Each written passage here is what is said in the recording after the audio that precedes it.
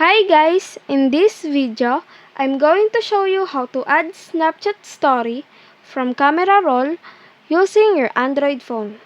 So keep on watching and let's get started.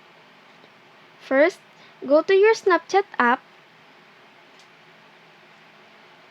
Then beside the capture icon, click the gallery. Then select camera roll. Choose one for your story. For example, this one. Then click send. Then tap my story. Then click send. So now it is added to your story. Let's go back. Then as you can see here, this is your mini story or your profile.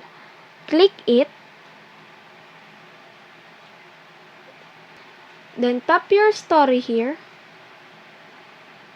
And as you can see here, this is your story from camera roll. And that's it. If this video helped you out, please consider leaving a like and let me know in the comments if you have any question. Have a good day!